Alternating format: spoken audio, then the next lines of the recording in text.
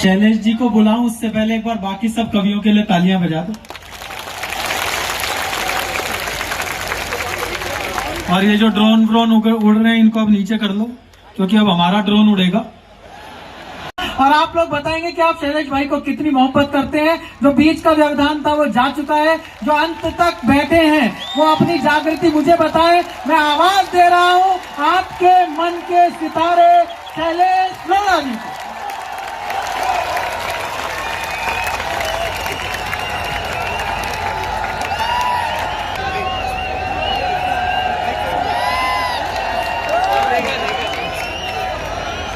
बहुत बहुत शुक्रिया।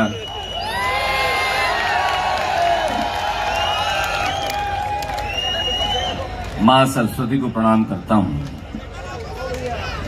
शौर्य और पराक्रम की धरती मेवाड़ के चित्तौड़ को प्रणाम करता हूं।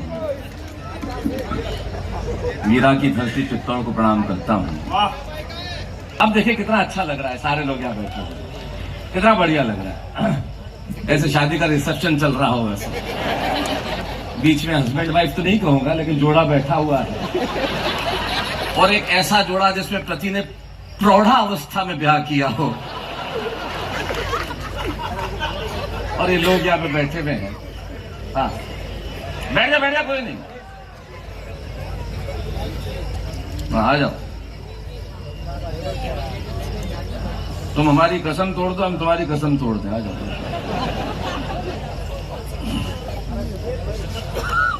नहीं, बहुत बढ़िया, बहुत अच्छा। तो संदीप जी समझ में आ गया, अगली बार सबको साथ रखेंगे। रैंप जो है ना वो कवि सम्मेलन के लिए नहीं है, ठीक है ना। चलिए, बहुत बढ़िया।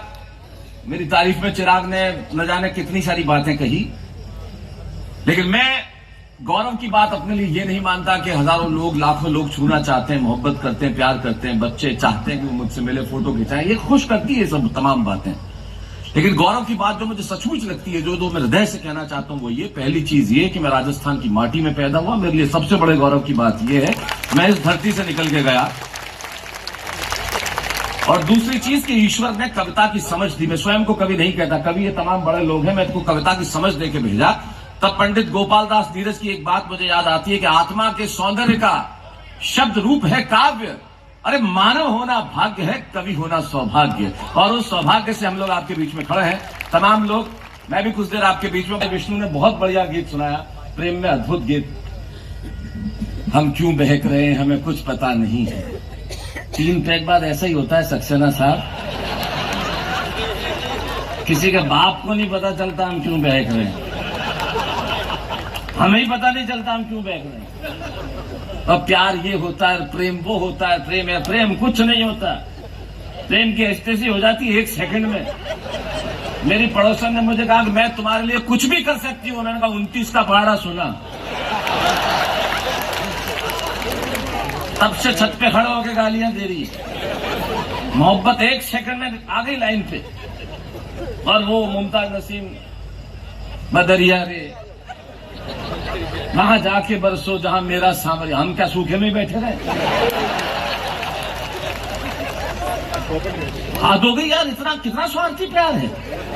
वहां जाके बरसो, तो हम हैंडपंप लेके घूमते हैं, बस वहां जाके बरसो।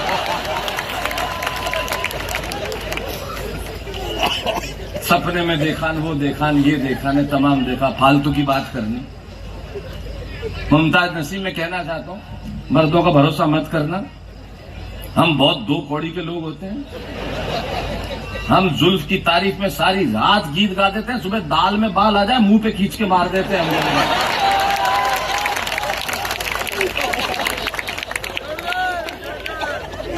प्रेम में प्रैक्टिकल बात करो। और प्यार में बताऊं तुम्हें, रंजीत राणा सरपंच,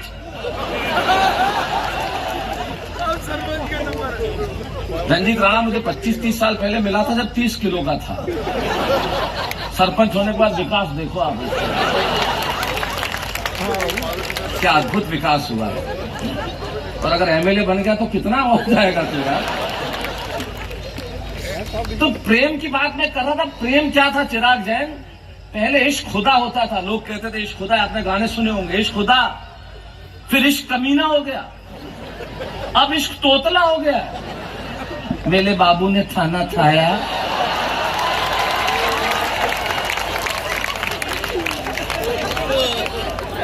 अरे शर्म आ रही है तुझे?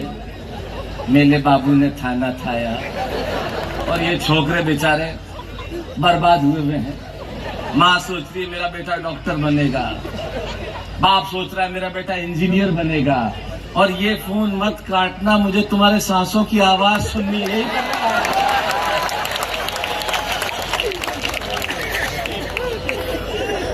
अब मुमताज कह रही है आपको कैसे पता? जैसे हमने तो सांसों की आवाज सुनी ही नहीं। मेरे बाबू ने थाना थाया।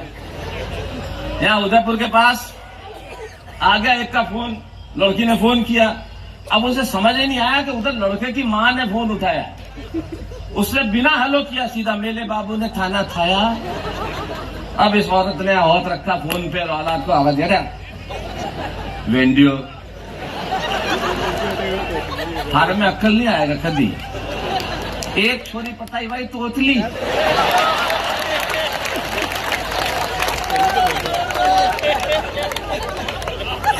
नहीं सही बात कर रहा हूं। अरे आवाज नहीं आ रही तो मैं क्या करूं भैया? संदीप जैन को पकड़ो। आवाज नहीं आ रही तो उसमें मैं क्या कर सकता हूं? मैं आगे वही बोल रही है क्या? और मित्रों, अगर आप 20 लोगों को आवाज नहीं आ रही है, ये हिंदुस्तान का दुर्भाग्य है, तो आप वो जगह ढूंढिए कि जहां आवाज आए। 25 लोगों की वजह से 25,000 लोगों को आप परेशान नहीं कर सकते। हम लोग चाहते हैं कि सारी सुविधाएं हमारे घर आ जाए, वैसा नहीं होता। आप वो जगह ढूंढिए जहां आवाज हो जाए। 25 लोग क्या तय करेंगे इस 25,000 लोगों का भविष्य? ये कविता का मंच है, ये कवि सम्मेलन है, और ये वो लोग बैठे हैं। कविता लिखना सरल नहीं है, पूछो इन फनकारों से। ये सब लोहा काट रहे हैं कागज की तलवारों से।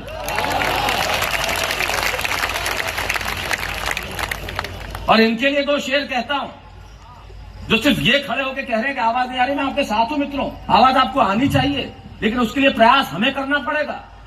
ईश्वर घर नहीं आते हैं, हमें ढूंढने जाना पड़ता है उसे। तब कहता हूं कि टूटने और बिखरने का चरण मांग लिया हमने, हालात से शीशे का बदन मांग लिया। हम भी खड़े थे तकदीर के दरवाजे पे, लोग दौलत पे गिरे, हमने वतन मांग लिया। हम वो लोग खड़े आपके बीच में।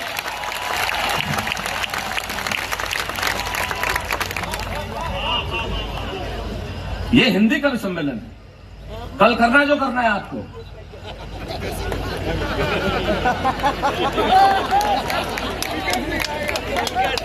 कविता की ताकत, हिंदी कवि सम्मेलन की ताकत। मैं मेवाड़ का पढ़ा हुआ लड़का, मैं मारवाड़ का पढ़ा हुआ लड़का आज खड़ा हूं, कविता की ताकत आपको बताता हूं। ये कहते हैं कि मैं दुनिया में सबसे ज्यादा पैसे लेता हूं, लाखों रुपए लेता हूं, इसी ताकत की वजह से लेता हूं, और सीना ठोक के लेता हूं। और कहता हूं कि जिस देश में कम कपड़े पहनकर अश्लील नृत्य करने वालों को लाखें मिलते हैं, वहां कलम उठाने वालों को उससे ज्यादा मिलने चाहिए। इसलिए आपके बीच में खड़ा हूं।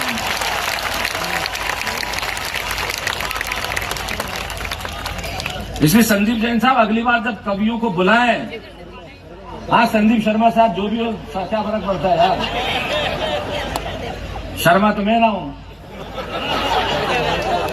अगली बार बुलाएं तो एक वादा मुझसे कर लें। आप दुनिया भर के किसी भी फिल्म स्टार को बुला लें, आप करोड़ों रुपए दे दें, मुझे कोई फर्क नहीं पड़ता। कवियों के पैसे कम मत कराना। ये लोग बहुत महत्वपूर्ण काम कर रहे हैं, ये बहुत अच्छा काम कर रहे हैं, और इनका काम होना चाहिए। और पैसे का काम तो पैसे से ही होता है, दुनिया में दूसरा काम होते ही नहीं। क्योंकि हमारे यहाँ बच्चों को बचपन से सिखा दिया जाता है क्या करना है। ओसवाल जी, हमारे यहाँ मेवाड़ में जब मैं पढ़ता था तो एक लड़का आया नहीं स्कूल, दूसरे दिन टीचर ने पूछ लिया काला आया क्यों नहीं? क्यों काला आया? जो कलेक्टर बन गया कहीं।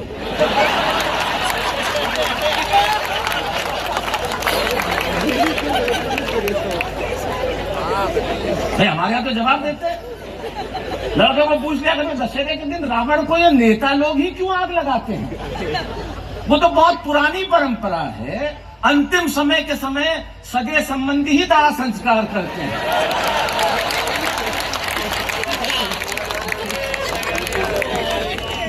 मैं राजनीति में जा रहा हूं, सब कोई बात नहीं करूंगा, मेरा विषय ही नहीं है। ये पालक पागल लोग हैं, नेताओं की बात करते रहते हैं राजनीति। ये रंजीत भी और ये निर्भीक भी और कर रहा, क्या करने की जरूरत है? क्यों इतने सारे शब्दों का वेस्टेज करना? भाई क्यों कहते हो नेताओं गालियां देते क्यों? इन्वेस्टमेंट वहां करो जहां कुछ रिटर्न हो। बाकी तो अपने घर में ये अरुण जैमिनी, इसने अपनी पत्नी जो शादी के बाद लगभग ऐसी हो गई रचना भाभी, उनको घूर के देखा और कहा ये अकेली इन्वेस्टमेंट है जो बिना कुछ किए 3 गुना हो गई। हंस भी रहा है, अश्लील आदमी। और ये चिराग जैन उससे अश्लील, कैसी कैसी टिप्पणियां कर रहा था माइक पे। मुझे बोला भाई साहब मेरी पड़ोसन ने मुझे नहाते हुए देख लिया, तो मैंने कहा तू क्या चाहता है? बोले बदला।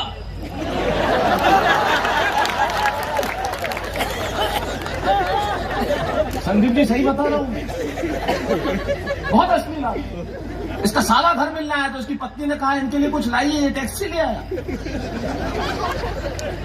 कुछ खिलाओ, इसने खिड़की खोल दी। एक से बढ़कर एक है हमारे यहाँ। लोग तो पूछो ही मत कि क्या कर। अच्छा, हिंदुस्तानी आदमी काम चलाना जानता है, उसे मालूम है काम कैसे करना, उसे बहुत अच्छी तरह से पता है। मैं आपको ऐसी कोई कविता, मैं अपने आप को कभी मानता ही नहीं सर। मैं तो सामान्य ऑब्जर्वेशन का आदमी हूं, तो सीधी सीधी बात करूंगा। मैं कोई निर्भीक की तरह इतना चिल्ला के कविता पढ़ भी नहीं सकता। क्या बढ़िया कविता पढ़ी तूने, लेकिन जोश इतना भाई कंट्रोल रख तू यार। ये उम्र है कोई जोश निकलने की। चला गया बैंक में पैसे निकलने के लिए, बैंक ने वाले ने कह दिया पैसे नहीं, और तो मालिया को उधार।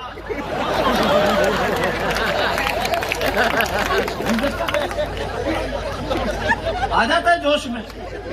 अच्छा, माल्या को उधार में चीज, क्लास में बच्चों को पूछा माल्यार्पण किसे कहते हैं? बोले सरकारी बैंक जो पैसा इकट्ठा करके गरीबों का माल्या को अर्पण कर देते हैं, उसे माल्यार्पण कहते हैं। तो पैसे निकलवाने गया मारुति नंदन, इतना उदास क्यों बैठा है? मुस्कुरा, हंस, क्या हुआ?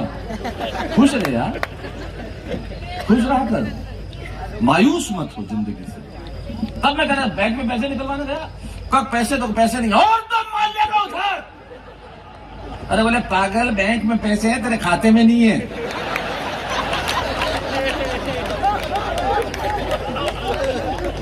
जोश गलत जगह डाल देता है। रात को 2 बजे चिल्ला के उठा, मुझे लकवा हो गया, बीमारी भी वीर रस में, मुझे लकवा हो गया। बीवी ने लाइट खोली, दी एक झापड़। बोले पजामे के एक पायचे में दोनों टांग फंसा रखी है।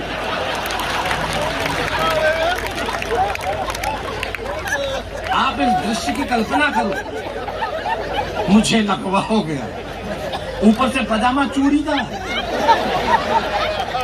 जिसमें आदमी कोमा में भी जा सकता है। आपको क्या लगता है रंजीत सिंह राणा ने धोती पहनना यूं ही शुरू किया है? ये जो पजामे से धोती का ट्रांसफर है इसीलिए हुआ। लेकिन कभी लोग हैं पता ही नहीं चलता। यार एक तो ड्रोन मेरी छाती पे,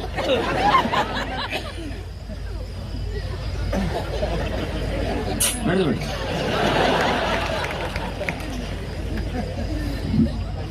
धन्यवाद, आप बहुत अच्छा ऑपरेट कर रहे हैं मेरे भाई, उसको यही रहने दो बस। हाँ, आप भी बैठ जाओ आराम से।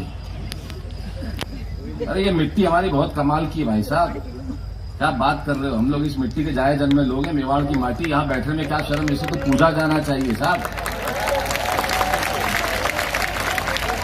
मेरी कविता की सिर्फ एक पंक्ति में मुझे याद आती है कि मेरे पास शौर्य का न इससे बड़ा चित्र है, मेरे पास शौर्य का न इससे बड़ा चित्र है, ये मेवाड़ की माटी मां के आंचल से भी ज्यादा पवित्र है। ये वो माटी है, राम खड़े हैं। और मेरा तो जीवन का सबसे अच्छा दोस्त, मंच पे तो अरुण जैमिनी है ही, लेकिन मेरे जीवन के सबसे अच्छे दोस्त तो मेवाड़ में लक्षराज सिंह मेवाड़, जो मेरे अनुज हैं, मेरे भाई हैं और मेरे सबसे नजदीकी करीबी मित्र हैं। मैं आज उन्हीं के वहां से होके आ रहा हूं। तो जब भी मेवाड़ मेरे लिए तो बहुत पवित्र भूमि है, तो मैं जब भी आता हूं प्रणाम करता हूं इस मेवाड़ की माटी को। यहाँ की मुझे बड़ा अच्छा महसूस होता है और यहाँ की स्कूलों में पढ़ा, इसलिए मुझे ज्यादा खूबसूरत लगता है, ज्यादा अच्छा लगता है। इसलिए जब संदीप भाई ने कहा कि मुझे आना है, मुझे लगा चित्तौड़ आके मुझे भी खुशी मिलेगी और इसीलिए मैं आया। और आप मुझे खुशी दे रहे हैं, इसलिए बहुत बहुत धन्यवाद। बहुत बहुत बढ़िया सुन रहे हैं आप। ये कभी लोग हैं तो परेशान हो रहे थे यूं ही, ताली बजाओ, हाथ उठा के बजाओ, इधर वाले बजाओ, उधर वाले बजाओ। तुम्हारे बाप का राज चल रहा है।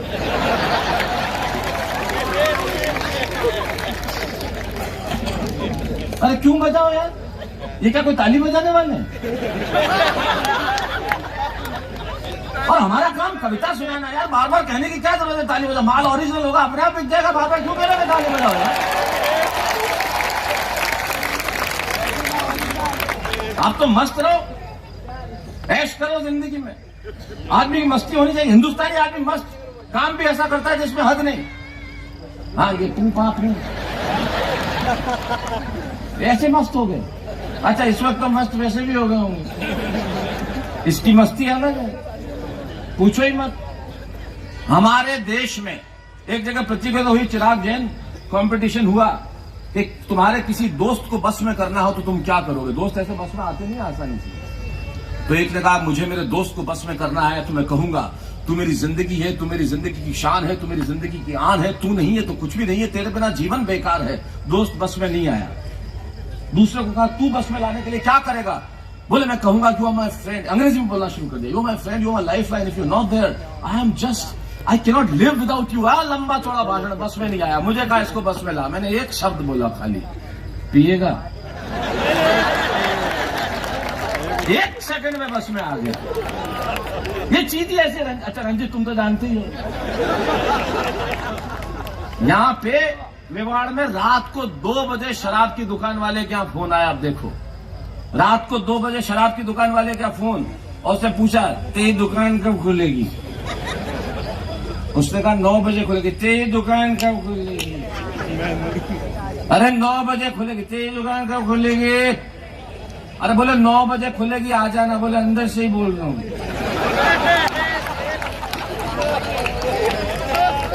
इसमें आदमी कितना भी नाटक कर ले रंजीत राणा, वो पकड़ में नहीं आता। हम ये क्या करते, बचपन के अंदर हम कोल्ड ड्रिंक पी के दारू पीने की एक्टिंग करते थे, छोटे होते थे। अब दारू पी के कोल्ड ड्रिंक पीने की एक्टिंग करते हैं।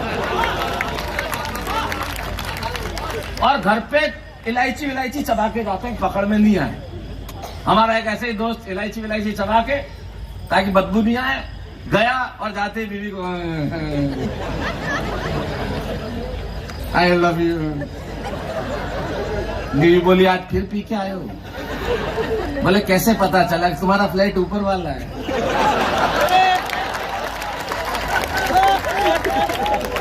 क्या करेगा चांद और क्या करेगी चांदनी।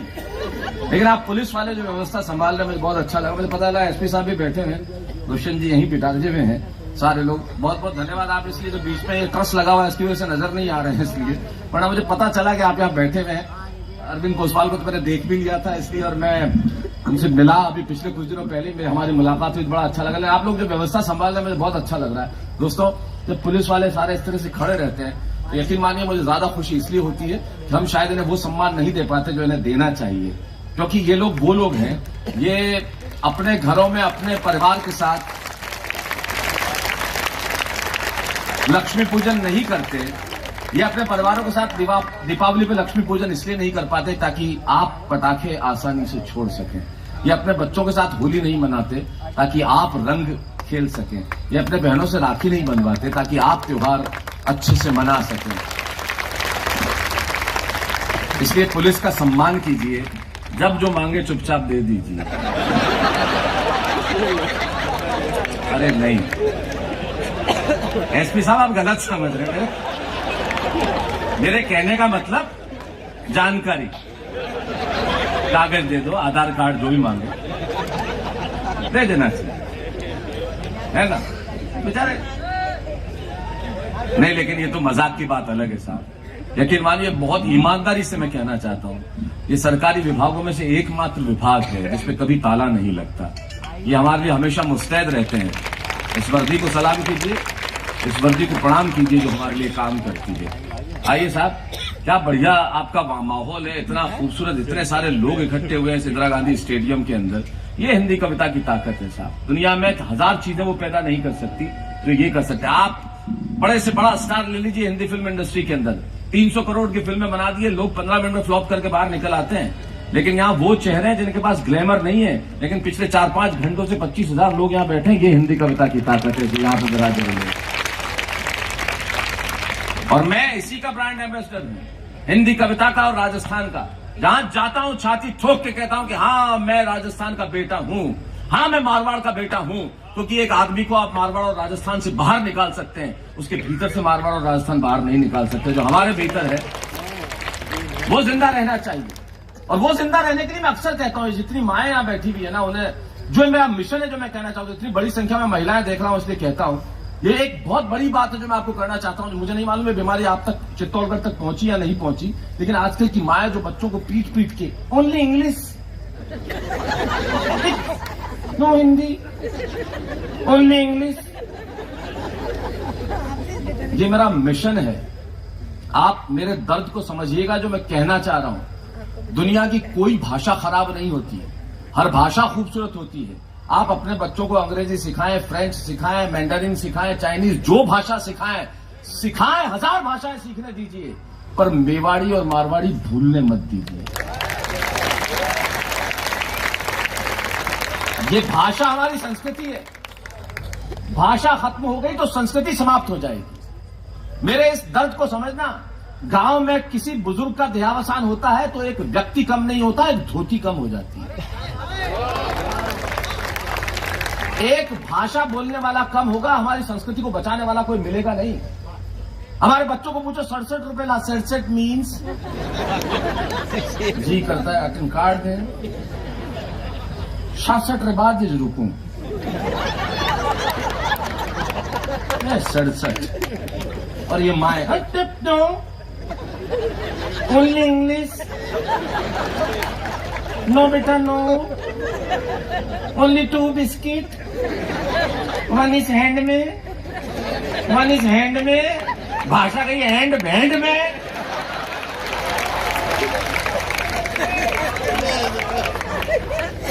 अरे यार, मेरे दर्द को समझना, मैं जो चीज कहना चाह रहा हूं उसे समझिए। इंग्लिश लैंग्वेज है, नॉलेज नहीं है।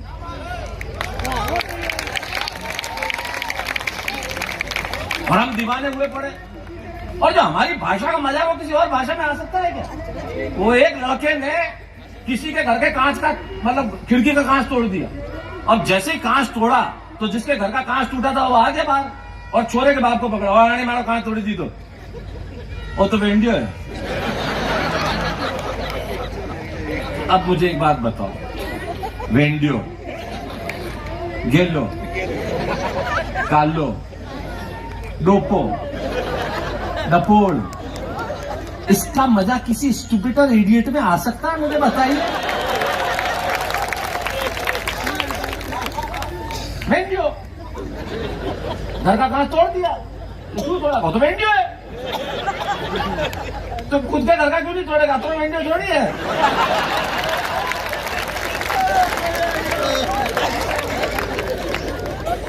ये हमारी भाषा का सौंदर्य है। जो हमारे पत्रकार महोदय बैठे हुए लिखते हुए हंस रहे हैं, देखिए ये मेरी ताकत है। कलम का एक सिपाही कलम के दूसरे सिपाही के चेहरे पे मुस्कुराहट ले आए, इससे बड़ी चीज क्या हो सकती है साहब? ये चिराग जैन, ये आया जोधपुर, जिस वक्त मैं जोधपुर में रहा करता था। अब हमारी भाषा की आप चीज देखो, एक आदमी तोता बेच रहा था वहां पे, तो तोते की कीमत 10,000 रुपए। बोले 10,000, क्योंकि बड़ा कमाल का तोता है साहब, कई भाषाएं बोलता है। एक टांग उठाओ हिंदी बोलता है, दूसरी टांग उठाओ अंग्रेजी बोलता है, पहली टांग उठाई हेलो नमस्ते हिंदी कैसे हैं आप, दूसरी टांग उठाई how are you doing today. अब ये चिराग थोड़ा बदमाश, इसे दोनों टांग उठा ली। अब तोता अपने धरती का गैल सप्पा पटके लगे।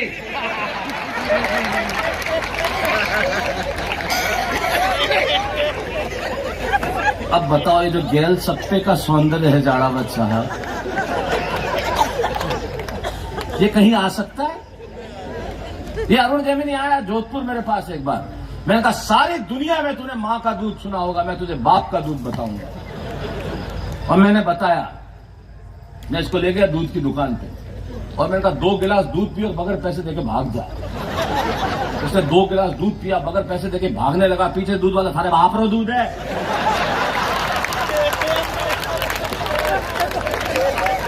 हमारी भाषा का समझते हैं। और अरविंद बाबू, हम लोग कुछ भी वेस्ट नहीं करते, और शब्द तो कतई वेस्ट नहीं करते। हम लोग ही ऐसे हैं। मतलब आप पूरी दुनिया में कहीं भी चले जाओ, अगर किसी ने आपसे कोई बात कही और आपने बात नहीं सुनी, तो अगला आदमी लंबे लंबे वाक्य बोलता है। जैसे किसी ने कोई कहा और आपने नहीं सुना तो अगला आदमी ने कहा कहिए आपने क्या कहा जी, मैंने सुना नहीं, आप एक बार फिर से कहेंगे। कोई ज्यादा पढ़ा लिखा हो उसने नहीं सुना, see I did not listen to you, will you come again, please speak it again. हमने अगर कोई चीज नहीं सुनी तो हम पूरा सेंटेंस बोलते ही नहीं हैं।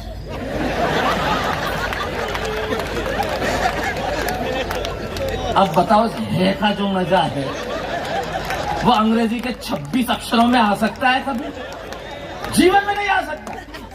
ये जो है वो हमारी है और इस है का कमाल है।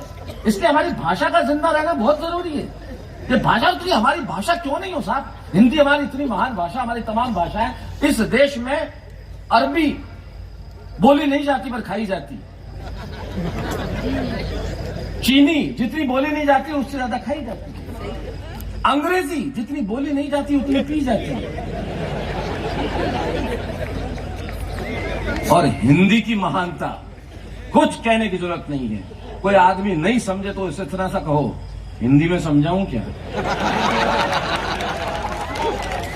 उसके पिताजी भी 1 मिनट में समझ लेंगे। पिताजी से मुझे मेरे पिताजी याद आए, बहुत पिताजी किस्म के पिताजी। हाँ, पिताजी किस्म के पिताजी। विष्णु सक्सेना 63 साल की उम्र में प्रेम गीत लिख रहे, शर्म आती है तुम्हें? उम्र देखो तुम्हारी 64 रनिंग है, क्या कर रहे हो यार तुम? इसके मैं सच्ची घटना बता रहा हूं, पीछे से आना मत तू। इसके बेटे की शादी हुई, बाकी लोग आने वाली बहू को क्या आशीर्वाद देते हैं? खुश रहो, प्रसन्न रहो, अब ये श्रृंगार का गीत ऐसे ही रहो, ये इसका आशीर्वाद। और इस उम्र में देखो प्रेम के गीत लिख रहे हो। प्रेम की हमारे हाल ऐसे हो गए डॉक्टर विष्णु सक्सेना, तुम तो इतने अच्छे गीतकार हो, हम इस कदर गिर गए प्रेम में, क्या करो? लड़की को मैंने पूछा, मैंने कहा क्या करती है? बोले नखरा। आजकल ऐसा नखरी करती है। और प्रेम में हम कैसे गिर गए उसकी मजे सुनना आप। बात ऐसी है प्रेम की जिसकी हद नहीं है। अच्छा, हमारे यहाँ तो प्रेम भी दूसरी चीजों से होता है। जैसे रंजीत सिंह राणा बहुत ज्यादा बोलते नहीं है, मंच पर बैठते हैं जब, इसलिए नहीं बोलते कि मुंह घुसी रहता है।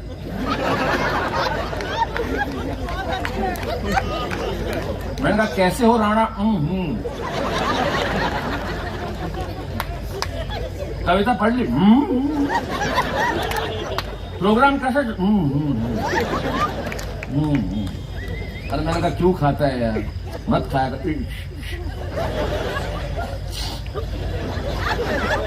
अच्छा, दूसरे कवियों को एक कवि से में तकलीफ हो गई, उसे पता भी नहीं चलता है ना, पेपर कप में थूक देते हो, अगला चाय समझ लिया उसने। मत किया करो ये सब। मैंने कहा आजकल क्या चल रहा है?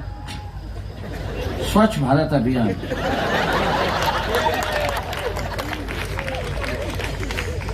और साथ में एक रखा हुआ जो बैठा हुआ था, मैंने कहा क्यों खा रहे? नहीं रोज नहीं खाऊं, ऑफर करे तो खाऊं। मैं ला रहे कौन है? ए ऑफर करे। अच्छा, इलाज भी तो बहुत तगड़े हैं, मुंह में भरा हुआ। सुनना अरुण, कमाल का। मैंने इसको पूछा, मैंने कहा रंजीत के पास में बैठा हुआ, मैंने कहा गुटखा महंगा हो गया तो क्या करेगा? 20 सेकंड का पॉज लिया और पॉज के बाद बोला मैंगो जो है तो आधा घंटा बाद थूका।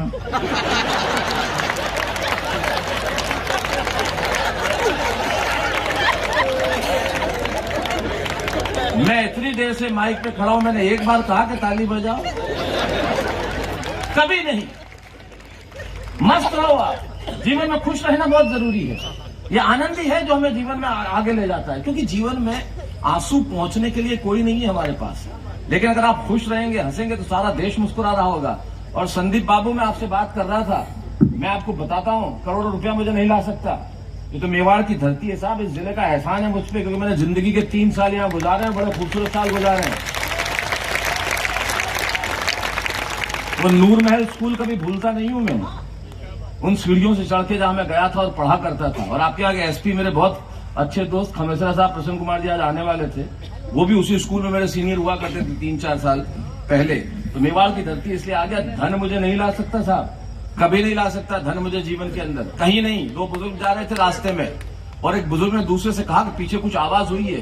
तो पहला बोला नहीं, मैंने नहीं सुना। बोला नहीं, कुछ आवाज तो हुई है। वहां गए तो देखा किसी की जेब से एक 5 रुपए का सिक्का गिरा था। वो सिक्का उठा के लाया, बोले मैंने सिक्के के गिरने की आवाज सुनी थी। और दोनों आगे बढ़ गए। अब वो बुजुर्ग जिसने सिक्के के गिरने की आवाज नहीं सुनी थी, वो बोला कि नहीं, अब पीछे कुछ आवाज हुई है। मुड़े तो देखा कि वहां झाड़ियों में एक तितली अपनी जान बचाने के लिए फड़फड़ा रही थी। उसने उसे छुड़ाया, उड़ा दिया। सिक्के वाला कहने लगा कि दोस्त, तूने भीड़ भरे बाजार में सिक्के के गिरने की आवाज नहीं सुनी और तितली के फड़फड़ाने की आवाज सुन ली। वो बोले दोस्त, तूने धन को सुना था, मैंने मन को सुना था। आज मैं यहां आके खड़ा हुआ हूं तो इस मन के लिए खड़ा हुआ हूं। इस चित्तौड़गढ़ की पवित्र भूमि पे, मेवाड़ की पवित्र भूमि के लिए आके खड़ा हुआ हूं साहब। वरना हिंदी कविता पढ़ने के लिए हम जहां जाएं, हम तो कहीं भी जा सकते हैं और कहीं जाते भी हैं, लेकिन यहां आने की एक बात अलग है साहब। ये मिजाज अलग है, ये माटी अलग है, इसलिए यहां आके खड़ा होना बड़ा जरूरी है। तब मैं कहता हूं, और जितने बुजुर्ग लोग यहाँ बैठ के हंस रहे हैं, मुस्कुरा रहे हैं, उन्हें देख के मुझे ज्यादा अच्छा इसलिए लगता है, तब मुझे मेरी कविता की एक पंक्ति याद आती है कि छत नहीं रहती, दहलीज नहीं रहती, दीवारों दर नहीं रहता। छत नहीं रहती, दहलीज नहीं रहती, दीवारों दर नहीं रहता, और घर में बुजुर्ग ना हो तो घर घर नहीं रहता। और बुजुर्ग कमाल के होते हैं। और हमारे यहां से एक बारात जा रही थी गांव में, दूसरे गांव में। अब सुनना अरुण, तो लड़की वालों ने कहा कि बारात में सब ठीक है, कोई डोकरो नहीं आना चाहिए, बुजुर्ग नहीं, सब जवान जवान हो। एक फूफा जी अड़ गए, मैं तो चालू। अरे बोले मना किया, रिश्ता तोड़ देंगे, मैं चालू। बोरी में बंद कर दो, मैं चालू। उसको बोरी में बंद करके लेके गए वो तो।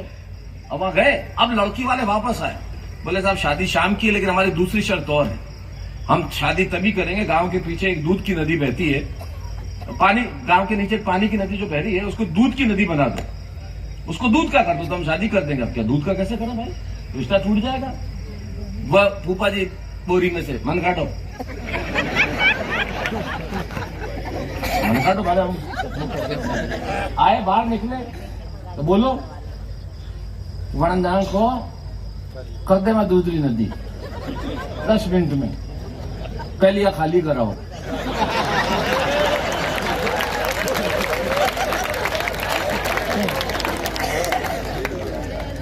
जैसे ही ये सूचना लेके वहां गए, सामने वालों ने कहा कोई बुजुर्ग साथ आया है क्या, क्योंकि इससे पता चलता है कि इस घर में रिश्ता किया जाना चाहिए, क्योंकि आप अपने बुजुर्गों की सुनते हैं। और जहां बुजुर्गों की सुनी जाती है तो घर परिवार हमेशा तरक्की करता है। मैं ऐसी बातें करूंगा जो मेरे आसपास की है। मैंने जीवन में ऐसा कुछ नहीं लिखा जो मेरे दूर का हो, जो आसपास और पार्षदों का तो मैं बहुत सम्मान करता हूं। ये जो पीछे बैठे हैं बहुत सम्मान करता हूं। राणावत साहब, आप तो अध्यक्ष हैं इस आयोग के, ये पार्षदों का बहुत सम्मान करता हूं। मैं आपसे जिम्मेदारी भी रखता हूं। जिस वक्त लोगों को अपनी लुगाइयों का चेहरा देखना चाहिए, ये गटर के ढक्कन देख रहे होते हैं।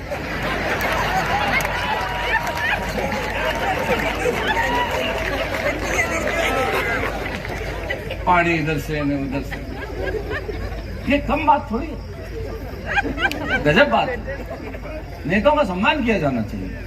मैं कभी गाली नहीं देता, जीवन में नहीं कहा। ये कभी लोग नेता चोर है, डाकू है, लुटेरे हैं, भ्रष्ट है, डकैत है, इतने सारे शब्दों का क्यों वेस्ट कर रहे हो यार। इतना सा कह दो नेता है,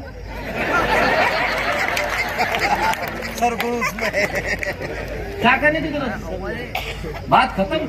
तो राजनीति मेरा विषय है ही नहीं। मैं तो अपने पिताजी से ऊपर नहीं आता। मेरे पिताजी इतने पिताजी किस्म के पिताजी हैं। एक क्लास में टीचर मुझे गणित पढ़ा रहे थे, खड़ा हो जा, मैं खड़ा हो गया।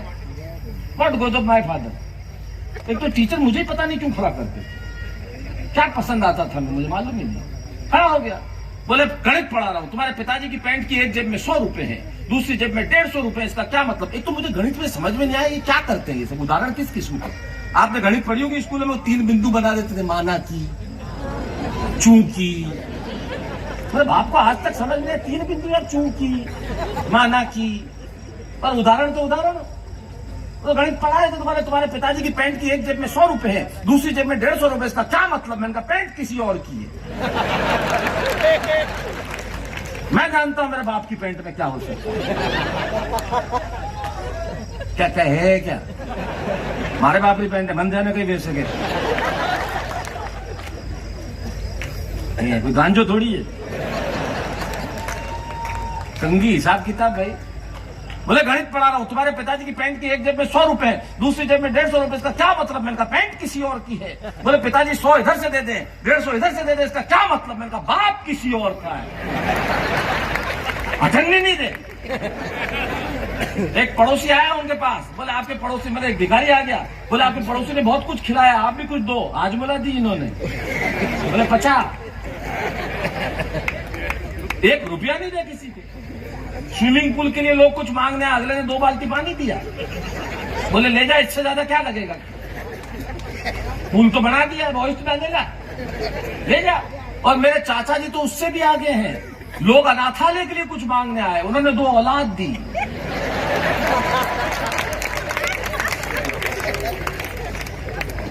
एक से बढ़कर एक है। तो मैं बात कर रहा था प्रेम की।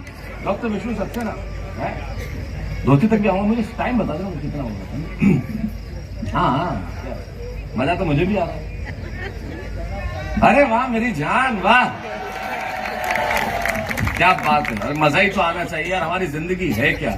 जब तक बिका न था, कोई पूछता न था, तुमने मुझे खरीद के अनमोल कर लिया। तुम लोग जो है वो, इसी वजह से हम लोग यहाँ खड़े हैं। और यही हमारे जीवन का उद्देश्य भी है कि आपके चेहरों पे हंसी आए, आपके लबों को हम तबस्सुम दे दें, आपके जीवन में कुछ खुशी के क्षण हम दे दें। 3 साल बाद कार्यक्रम हो रहा है संदीप साहब, 2-3 साल बाद कोविड में, 3 साल तक नहीं हुआ, क्या बात।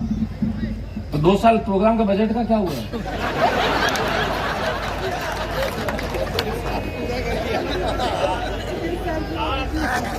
ये पूछना तो बड़ा जरूरी है, बहुत आवश्यक काम है। तो मैं प्रेम की बात कर रहा था, डॉक्टर विष्णु सक्सेना और मुमताज हसीन बहुत बढ़िया प्रेम के गीत सुना रहे थे, अद्भुत। प्रेम कैसा हो गया है, एक थे शर्मा जी मतलब बुरा नहीं मानना, ऐसा मेटाफर है, उदाहरण है।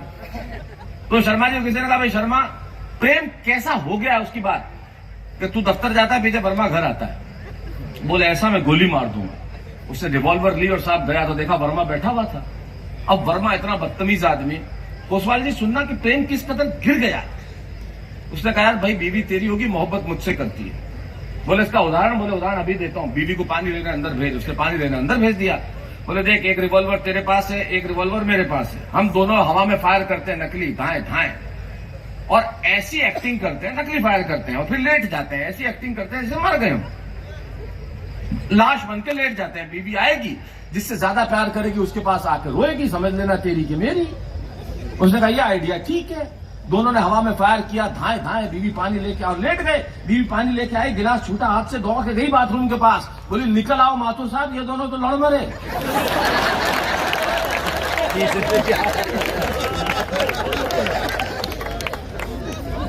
ये कविता जरूर सुनाओ, मिस करते हो कि नहीं यार, बड़ी लंबी कविता है। देखिए, अरे तुम्हारे पास पूरी रात है, अरे हाय हाय हाय हाय, मैं तो उतने का ही करूंगा ना जितने का तय है।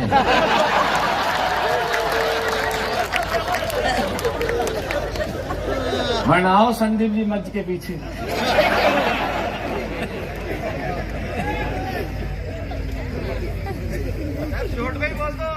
हाँ बोलूं कहीं कर रहा, बोलूं कहीं कर रहा। यकीन मानिए साहब, ये मेरे लिए भावुकता वाला क्षण है, बस सचमुच भावुकता वाला क्षण है। हिंदी कवि सम्मेलनों का एक बेटा है, इससे बड़ी जीत उसकी क्या होगी कि जिस शहर में वो 20-25 साल से आया ही नहीं, मेरे ख्याल से चित्तौड़गढ़ आया ही नहीं मैं पिछले 25-30 सालों में तो कभी। और वो कविताएं लोग मुझे याद दिला रहे हैं, ये कह रहे हैं माँ सुना दो, ये आई बेटी सुना दो, वो कह रहे हैं मिस करते हो कि नहीं सुना दो। इसमें तो चिट में वो कविता है जो मैंने 35 साल से पढ़ी नहीं, रिस्क ऑन ले, 30-35 साल से मैंने कविता नहीं पढ़ी, जो मुझे याद भी नहीं है। किसी कवि की इससे बड़ी जीत क्या हो सकती है कि जनता को उसकी कविताएं याद होती हैं। इससे बड़ी जीत क्या हो सकती है। सुनाता हूं जहां जहां से याद आता है। उसके पहले एक कविता मैं जरा देख के सुनाना चाहता हूं। ये कविता सुनाना आवश्यक है, मेरा विषय नहीं है, अभय सिंह निर्भीक का विषय है, लेकिन सुनाता हूं। मेरा फोन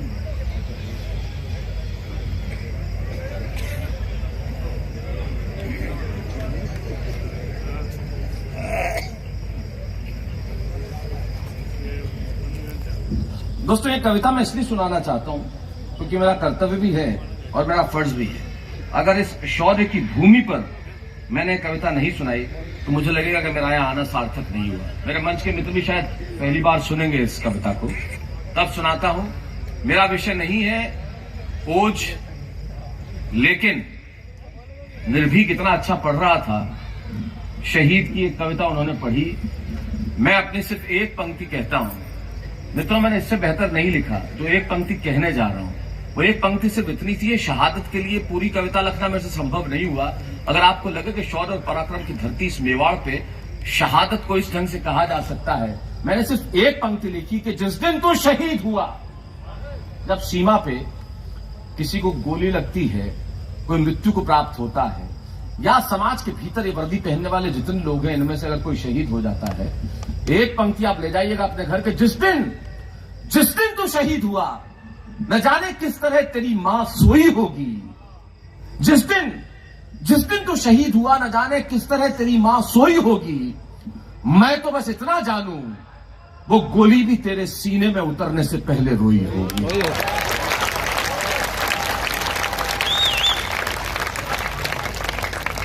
तब एक कविता सुनाता हूं। इस कविता की भूमिका समझें। कविता की भूमिका सिर्फ इतनी सी है, पुलवामा अटैक जब हुआ उस वक्त राजस्थान के झुंझुनू जिले के एक हमारे वीर शिवराम, वो एक आतंकी कामरान को मारते वक्त स्वयं शहीद हो गए। लेकिन इसके पीछे की घटना आप सुनिए, वो शहीद हो जाते हैं और जिस वक्त शिवराम शहीद होते हैं उनका अस्थि कलश आता है और उनकी पत्नी सुनीता उस वक्त 9 माह की गर्भवती होती है। एक 9 माह की गर्भवती पत्नी अपने शहीद पति की अस्थि कलश को उठाने के लिए अस्पताल से बाहर निकल आती है और वो 9 माह की गर्भवती उस अस्थि कलश को कांधा देती है। उस वक्त राजस्थान के एक प्रमुख अखबार ने मुझसे संपर्क किया मुंबई में कि आज की इतनी बड़ी घटना हुई है, हम चाहते हैं कि आज आप एक कविता लिखें, हम इसे मुख्य पृष्ठ पे देंगे। झुंझुनू जी के संपादक का मुझे फोन आया तो मैंने एक कविता लिखी। मुझे लगा इस विषय पे मैं क्या कहूं, विषय मेरा नहीं है, विषय हमारे वीर के रोज के कवियों का विषय है। लेकिन मैंने अपने ढंग से लिखा और आपको लगे कि मेवाड़ मारवाड़ की शिक्षा दीक्षा अगर मुझ में कहीं ठीक है तो मुझे बताइएगा जरूर। मुझे ठीक से याद नहीं है, इसलिए मैं पढ़ देता हूं। और आखिर क्या मैंने लिखने की कोशिश की, अरुण, चिराग, विष्णु, मैं आप सबको समर्पित करता हूं। मैं मूलतः गीतों का बहुत बड़ा श्रोता हूं, इसलिए ये मेरे भीतर ज्यादा उपजता है। मुझे लगा कि क्या लिखा जाए। एक शहीद हो गया, 9 माह की गर्भवती पत्नी, किसने किससे बात की होगी, तो यहां से शुरू होती है कि किलकारी बोली नियति से। बच्चा जब पैदा होता है तो उसके मुंह से जो पहला स्वर निकलता है वो किलकारी होता है और वो 9 माह की गर्भवती है, वो भीतर है और वो अपने पति के अस्थि कलश को कांधा देने आई है। किलकारी बोली नियति से, क्या आंसू मत बहाओ, न भीगने दो नयन को। एक किलकारी बोली नियति से कि आंसू मत बहाओ, न भीगने दो नयन को। वेदना का भाव मत लाओ, कहना चाहता हूं वतन को, मैंने अब तक आंखें नहीं खोली है। मां पिता के संबोधन की भाषा नहीं बोली है। ये किलकारी बोल रही है भीतर से। एक किलकारी बोली नियति से कि आंसू मत बहाओ, न भीगने दो नयन को। वेदना का भाव मत लाओ, कहना चाहता हूं वतन को, मैंने अब तक आंखें नहीं खोली है। मां पिता के संबोधन की भाषा नहीं बोली है। लहू का रंग क्या होता है मैंने जाना नहीं है। लहू का रंग क्या होता है मैंने जाना नहीं है, लेकिन व्यथित हूं मैं, ये मैंने माना नहीं है। अरे मुझसे ज्यादा भाग्यशाली कौन है बताओ तो, अरे मुझसे ज्यादा गौरवशाली कौन है दिखाओ तो। मैं हूं उस पिता की संतान जिसने पीठ नहीं दिखाई है।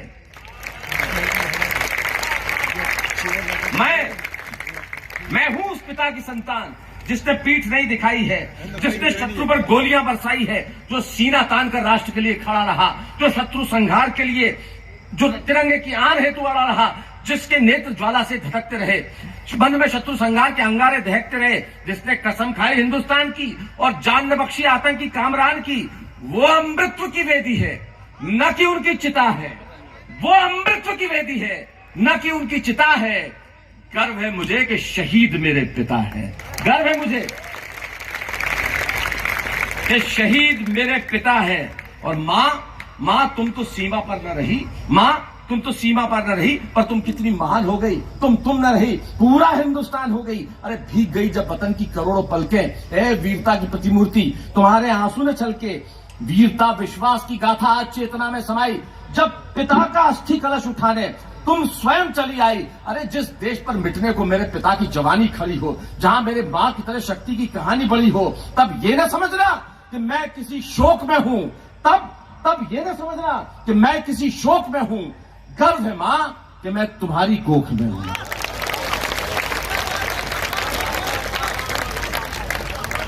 गर्व है मां कि मैं तुम्हारी कोख में हूं। गर्व है कि तुम्हारी हिम्मतों का खून मुझ में है। गर्व है कि राष्ट्रभक्ति में पिता का जुनून मुझ में है। मां का साहस, पिता का बलिदान मुझ में है। हाँ हाँ हिंदुस्तान मुझ में है। सुनीता और शिवराम मुझ में है। सुनीता और शिवराम मुझ में है।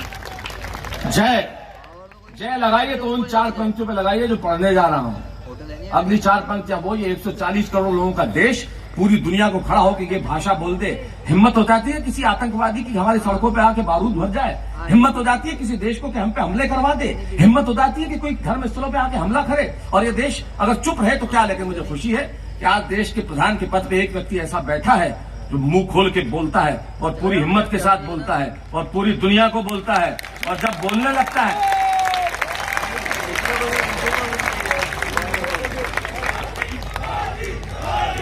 चार पंक्तियां कहता हूं सिर्फ, ये 4 पंक्तियां मेरी है। मैं किसी राजनीतिक दल का नहीं हूं साहब। दोनों ही राजनीतिक दल मेरे उतने ही अच्छे मित्र हैं और दोनों ही राजनीतिक दल मेरे बहुत अच्छे नजदीकी। मैं अशोक जी मेरे तो व्यक्तिगत मेरे अपने शहर के मेरे बहुत अच्छे मित्र हैं और तमाम पार्टियों में मेरे बहुत लोग हैं। लेकिन भीतर से जो आवाज आती है वो ये कि देश खड़ा होकर ये भाषा बोल दे। 140 करोड़ लोगों का देश जिस दिन पूरी दुनिया को ये भाषा बोल देगा, किसी की हिम्मत नहीं होगी। सिर्फ 4 पंक्तियां, तब लगाना भारत माता की जय कि सच है इरादे हमारे विध्वंसक नहीं है। सच है इरादे हमारे विध्वंसक नहीं है और अकारण युद्ध के हम भी प्रशंसक नहीं है। हमने किसी पर हमले नहीं किए। जब भी हमले हुए हम पर हमले हुए। हमने दुनिया को कभी भी विध्वंस की भाषा नहीं सिखाई, हमने सृजन की भाषा सिखाई। लेकिन 140 करोड़ लोगों का देश पूरी दुनिया को खड़ा होकर बोल दे कि सच है इरादे हमारे विध्वंसक नहीं है और अकारण युद्ध के हम भी प्रशंसक नहीं है। अहिंसा के पुजारी हैं हम, लेकिन सुन ले दुनिया, अहिंसक है हम, नपुंसक नहीं है।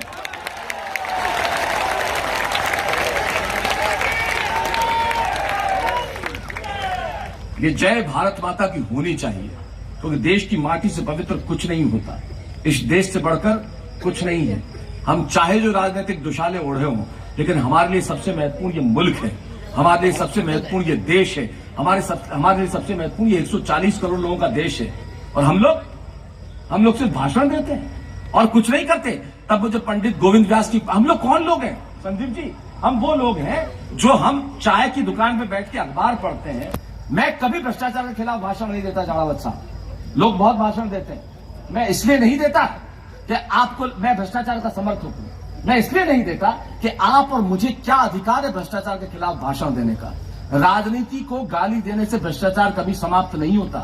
मैं अपने भीतर झांक के देखूं, मुझे भ्रष्टाचार के खिलाफ बोलने का कोई अधिकार इसलिए नहीं है। मैं ट्रेन में जाता हूं, मेरे पास सीट नहीं होती, मैं टीटी को 500 रुपए देके सोना चाहता हूं, क्या मैं भ्रष्टाचार के खिलाफ बात करूंगा? मैं किसी टोल टैक्स में जाता हूं, पैसे बचा के साइड में से गाड़ी निकालना चाहता हूं, क्या मैं भ्रष्टाचार के खिलाफ बात करूंगा? जब टैक्स भरने की बारी आती है, मैं अपने सीए को कहता हूं कि पैसे कहां बचाऊं, कितना विड्रॉ करूं, क्या मैं भ्रष्टाचार के खिलाफ बात करूंगा? मैं इम्तिहान में नंबर बढ़वाने के लिए टीचर के घर मिठाई का डब्बा लेने जाता हूं, क्या मैं भ्रष्टाचार के खिलाफ बात करूंगा? रास्ते में कोई लड़की को किसी को छेड़ता है, मैं रोक के बचाता भी नहीं, क्या मैं भ्रष्टाचार के खिलाफ बात करूंगा? मैं दहेज लेता हूं, मैं क्या मैं भ्रष्टाचार के खिलाफ बात करूंगा? मेरे घर में बिजली का मीटर तेज न चले, मैं तार फंसा के उसे धीरे करना चाहता हूं, क्या मैं भ्रष्टाचार के खिलाफ बात करूंगा?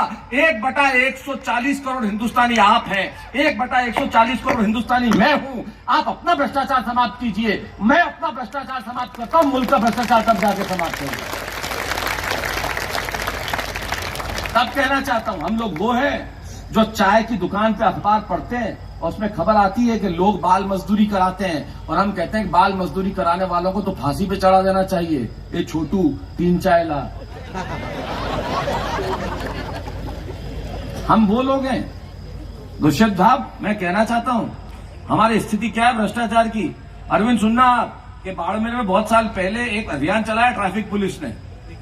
सीट बेल्ट नए आए थे, तो जो सीट बेल्ट लगाए हुए मिलेगा उसको हम इनाम देंगे। तो एक आदमी सुबह मिला, सीट बेल्ट लगाया एकदम जल्दी, पुलिस वाला ने रोका। पहले तो आश्चर्य में हो गया, पुलिस नमस्कार कर रही है। सर 500 रुपए। पुलिस पैसा दे रही है, उसको अटैक आते आते बचा। बोले किस बात का?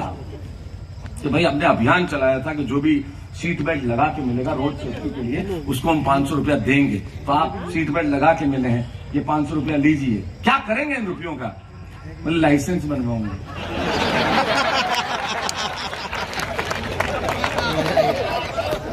तब मुझे पंडित गोविंद व्यास की एक पंक्ति याद आती है कि फुर्सत तो मुझे भी थी बहुत देश के लिए, जब पेट भर गया तो मुझे नींद आ गई। ये हमारी स्थिति।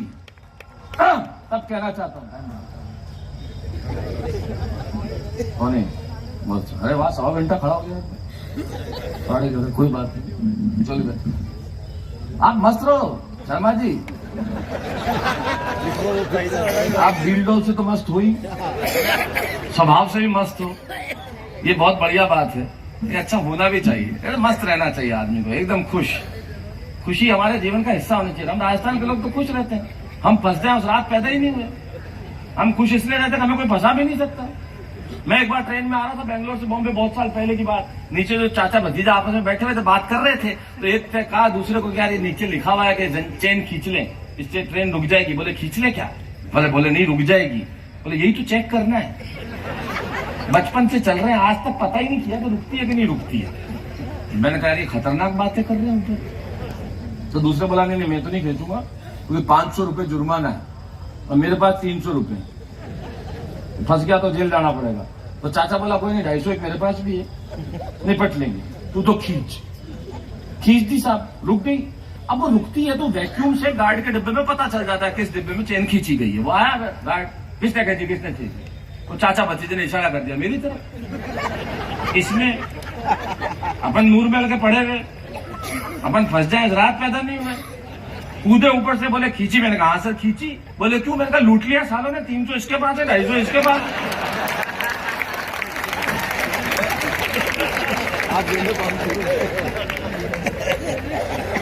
हंस ही नहीं सकते अपन। क्या करेगा चांद और क्या करेगी चांदनी? कुछ कर ही नहीं सकती। हमारा चीज ऐसी है साहब, आप दुनिया में कहीं चले जाओ, लेकिन अपने यहाँ की बात ही अलग। आप मेवाड़ आओ, मारवाड़ आओ, सारी दुनिया में हॉर्न किस लिए लगाया जाता है? अरुण जैमिनी, क्या आप साइड से हट जाओ, आगे कोई गाड़ी जा रही, पीछे वाला हॉर्न क्यों बजाता है? क्या हट जाओ, अपने यहाँ हॉर्न बजाओ, हटेगा नहीं। जल्दी में है कहीं, जा करो, ऊपर उगाड़ ले।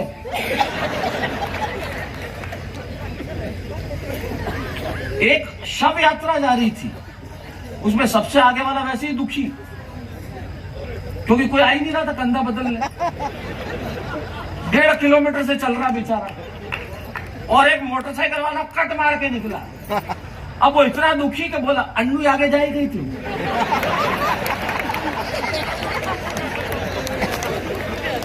अब बात तो सब आगे वही जाएगी है। एक से बढ़कर आप हमारे यहां किसी स्पीड में गाड़ी चला ही नहीं सकते। आप किसी स्पीड में चलाओ, आप तेज चलाओ मरेला, धीरे चलाओ, पार्क में चला दिए, बराबर में चला दो। अरे बाप को रेस लगाई तू है, किसी स्पीड में नहीं। हमारे यहां लोग ही ऐसे, किसी को धन्यवाद देने की कला जो हमारी है वो अद्भुत है। आप किसी से कोई चीज उधार मांगे तो धन्यवाद दो। एक तो आदमी अपना पेट्रोल खुद नहीं खर्चता, मोटरसाइकिल जाता, मंगलवार जाना हो, जाके वापस आएगा तो धन्यवाद नहीं, कुछ नहीं। वापस जब मोटरसाइकिल देगा, गाड़ी काम मांगे।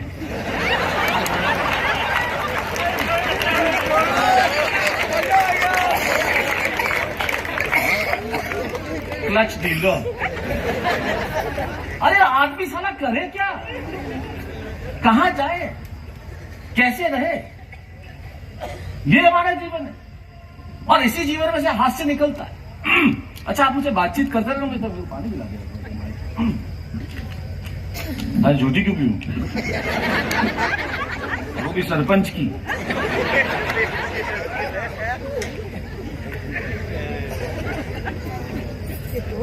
रंजीत मेरा छोटा भाई है, और बहुत वर्षों से राजनीति में काम कर रहा है, अच्छी बात है। राजनीति में कवियों को आना भी चाहिए, क्योंकि और आ रहा है तो है। हाँ, इसकी धोती से मुझे याद आया,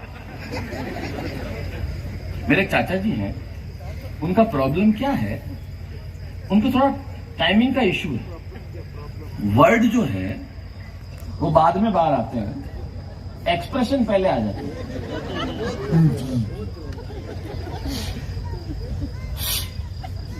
अच्छा, ऐसे लोग कॉन्फिडेंट बहुत होते हैं वैसे ना, बुरा मत मानना भाई साहब, या मजाक उड़ाने की चीज नहीं है, लेकिन अब क्या करो, घटनाएं हो जाती है आसपास।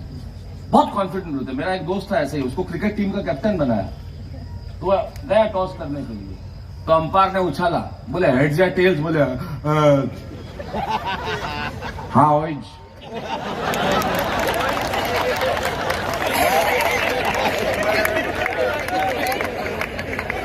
खतरनाक कॉन्फिडेंस, खतरनाक। एक आया मेरे पास, शैलेश भाई,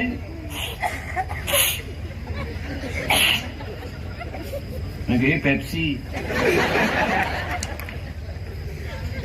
कॉकरी लगवा दो, नकट लगाऊंगा। रेलवे में अनाउंसर की पोस्ट खाली है। कॉन्फिडेंस देखो, और मैंने नौकरी लगवाई, मारुति हंसना आया है, मैंने नौकरी लगवाई, तो शाम को नौकरी और इज्जत दोनों गवा के लौटा। उसे अनाउंस करना था कि प्लेटफॉर्म नंबर 4 से अजमेर वाली गाड़ी जाएगी। उसने शुरू किया, प्लेटफॉर्म अजमेर जी।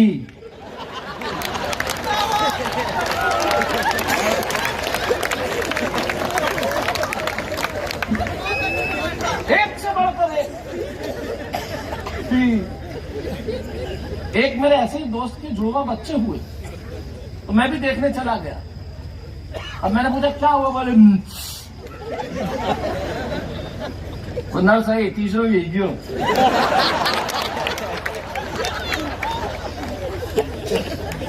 कमाल, इतने कॉन्फिडेंट। मैं अभी कुछ दिनों पहले बैंकॉक से आ रहा था, कविता पढ़ने गया था।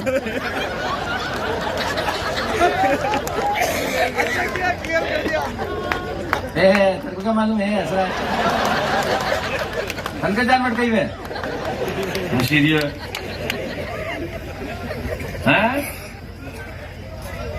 जोर बोल रहे। हाँ क्या, अच्छा कौन सी कविता? हाँ हाँ हाँ, खाने से बता ही दो हमारे कौन सी कविता। अच्छा, ये सब वो लोग हैं जो जा नहीं पाए वहां से खुशी हो रहे हैं। बहुत सुसंस्कृत देश है। उस देश में आप जाएंगे ना, उस देश का एक भी व्यावसायिक प्रतिष्ठान ऐसा नहीं है जिसके बाहर गणेश की या बुद्ध की प्रतिमा लगी ना हो। और वो देश ऐसा है जिसके एयरपोर्ट का नाम स्वर्ण भूमि एयरपोर्ट है। वो बहुत सुसंस्कारी देश है। बाकी हाँ, अरुण जाता रहता है। हाँ, अरुण वहां बहुत प्रेमी आदमी है, जबरदस्त प्रेम ढूंढता रहता है। इसकी वाइफ ने भी एक दिन फोन किया, तो कहाँ होगा? कहाँ होगा? कवि सम्मेलन में होगा। तो ठीक है, तो इतनी घबरा क्यों रही हो? काम वाली भाई किसी के साथ भाग गई तो मैंने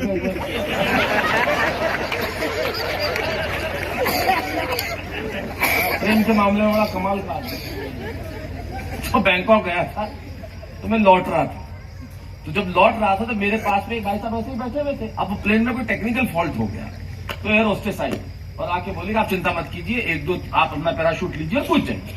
और 1 2 3 4 5 6 7 8 9 10 तक गिनती गिनिए, रस्सी खींचिए, पैराशूट खुल जाएगा। क्या बोले? 1 2 3 4 5 6 7 8 9 10 तक गिनो, रस्सी खींचो, पैराशूट खुल जाएगा। ये बोला 5 बताओ। मैं तू 3 तक ही गिन जे।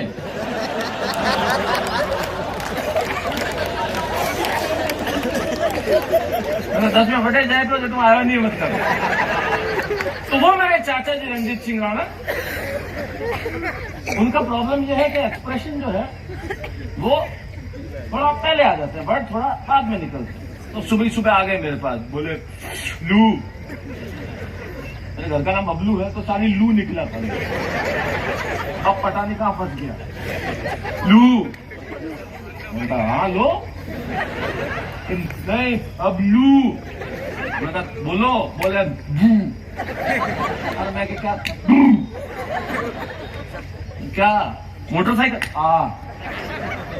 उनका क्या हुआ, मोटरसाइकिल लेन जाए तो 1000 न तो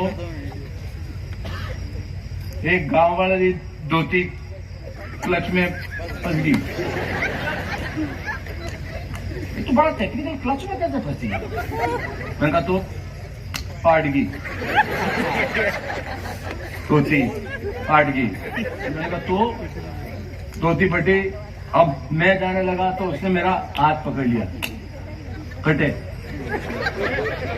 क्यों? धोती फटी है, पैसा दे। पता नहीं है 70 रुपया। अब मैं 70 दिया, वो डाउन लगा, मैं पकड़ लो, कटे तो क्यों? मैं पैसा दिया, धोती दे।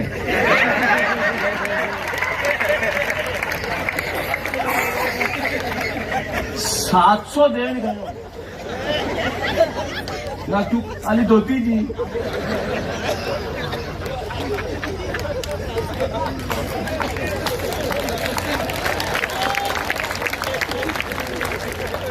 तो ये जीवन की मस्ती है साहब।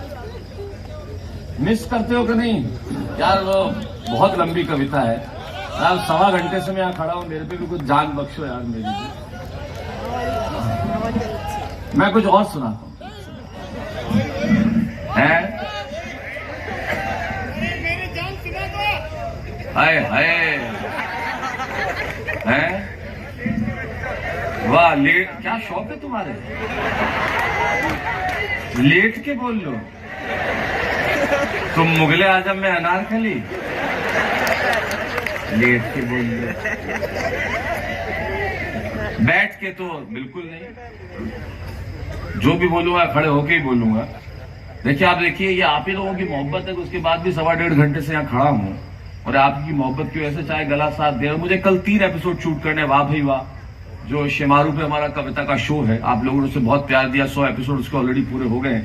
हर रात 9 बजे उसे देखना मत भूलिए साहब। ये तमाम हिंदी कवि वहां आते हैं और बहुत खूबसूरत कविताएं पढ़ते हैं। और जिस देश के अंदर फूहड़ कार्यक्रम हो रहे हो, वहां कविता को लेकर अगर कोई कार्यक्रम होता है तो उसके लिए हमें बहुत खुशी होनी चाहिए। और ये तमाम लोग वहां आते हैं। हाँ सुनाता हूँ भाई साहब, वो मुझे याद नहीं है, वो भी कविता बहुत बरस से नहीं सुनाई, कोई दूसरी सुना देता हूँ। अरे निम्बाड़ा को बहुत साल हो गए यार, 5 साल हो गए, 5-6 साल हो गए है जी।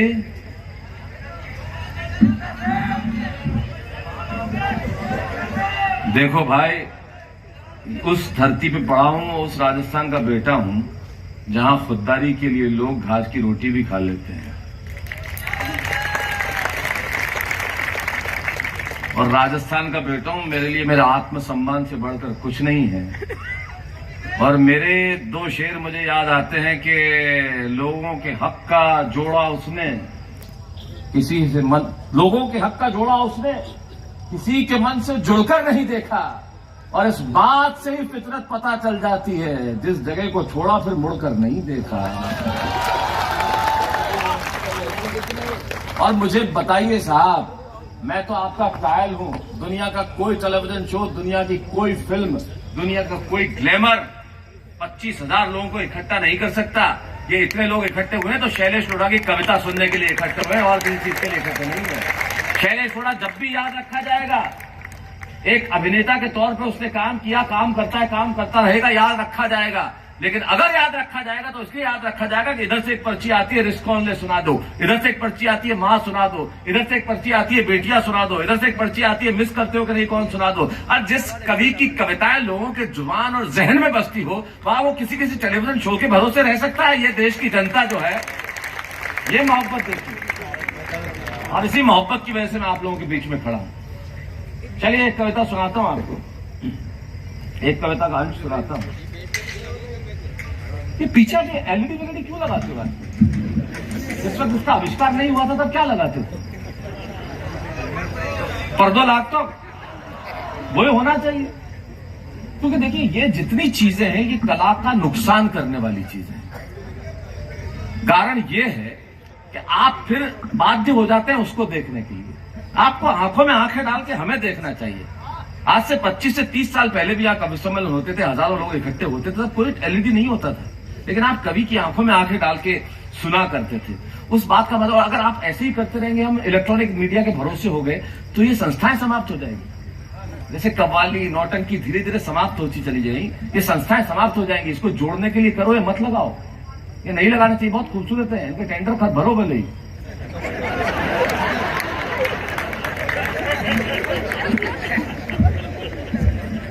लेकिन लगाओ मत, क्योंकि हिंदुस्तानी आदमी टेंडर के मामले में तो महान होता है, अद्भुत।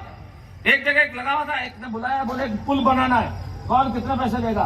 तो एक चाइनीज आया, बोले साहब 6,000 रुपए, बहुत कम में काम करूंगा, पुल बना दूंगा, 3,000 मेरे, 3,000 लेबर के। एक अमेरिकन आया, बोले मैं 12,000 लूंगा, मेरी टेक्नोलॉजी बहुत बढ़िया है, 6,000 मेरे, 6,000 लेबर के। एक अपना भी गया, बोले 26,000।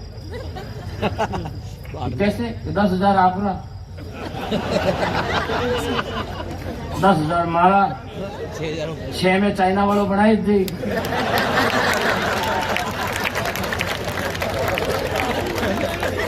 ये हम ही कर सकते,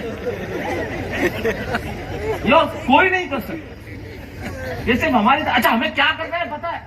क्लास में टीचर ने लड़कों को खड़ा किया, बताओ बड़े होके क्या बनोगे, बताओ बेटा बड़े होके क्या बनोगे। तो सबने बनाना शुरू किया। एक लड़का खड़ा हुआ, रमेश, मैं बड़ा होकर चार्टर्ड अकाउंटेंट बनूंगा, बहुत सारे पैसे कमाऊंगा, अपने खूब बंगले लूंगा, बैंकों में मेरे खूब पैसे होंगे, हेलीकॉप्टर लेके घूमूंगा।